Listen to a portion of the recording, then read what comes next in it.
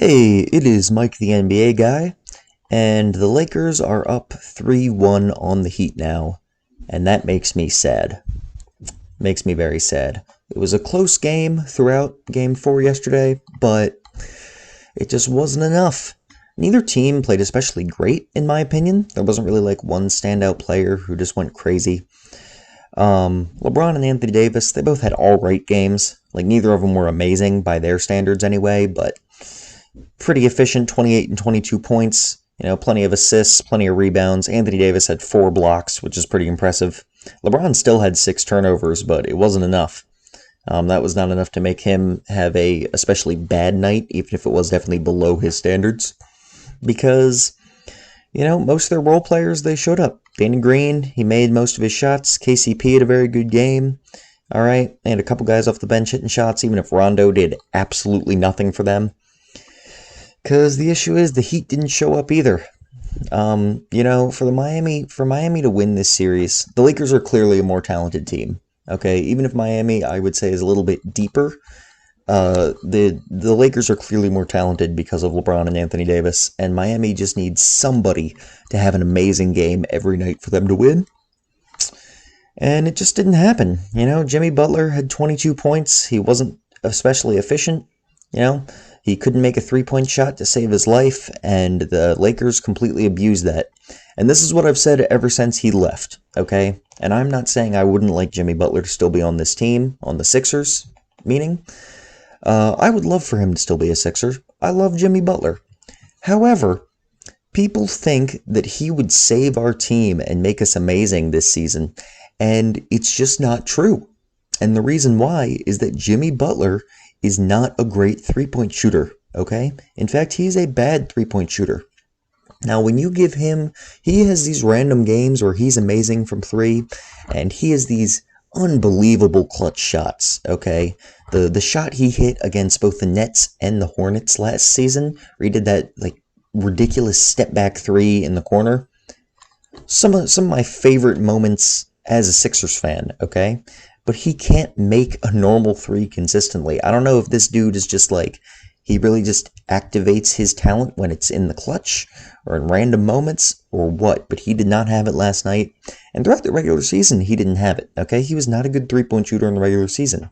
He is not someone you can count on to be a good three-point shooter and hit big three-point shots. Even if he is very clutch, you can't count on him to make big three-pointers in a game, okay? And the Heat abused that. They went under all his screens, and they just let him be wide open for three, and he did not make them pay. Now, he still had a very good game. He almost had another triple-double again, which I think is very impressive.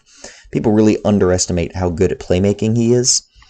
Bam Adebayo came back, and that gave me hope. He played well. He was 6 of 8 from the field, but the thing is, he just didn't do enough. And I think that's the issue. That is the reason that Bam Adebayo is not a top 3 center in the league right now.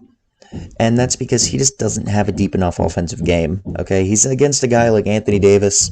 He just doesn't have a deep enough bag to really score on that dude consistently, okay? When he gets his shots, he makes them, and it's a good thing that he's not like Russell Westbrook just chucking up shots that he's going to miss, but at the same time, he doesn't have an especially deep post game. He can't shoot for anything. He just, he's very limited on offense, and because of that, there's not a ton he can do. I think he played pretty good defense. He's part of why Anthony Davis only had 22 points, but at the end of the day, 15 points and only 8 field goal attempts is just not enough from the second best player on this team, especially with Dragic out.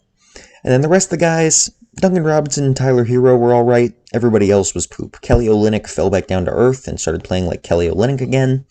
Kendrick Nunn, he had 2 3-pointers, but other than that, he contributed literally nothing. Jay Crowder did nothing. Andre Iguodala basically did nothing. Andre Iguodala played 20 minutes and made 1 shot.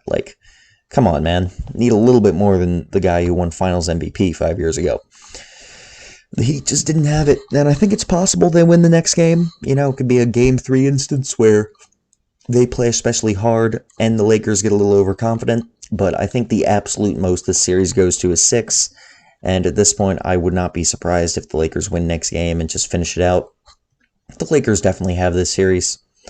It makes me sad, but they've definitely won this series. They're just too good. And even with LeBron James not playing especially amazing and Anthony Davis not playing especially amazing, they're just such good players. And I would say LeBron especially just has so much gravity that he just gets his teammates open.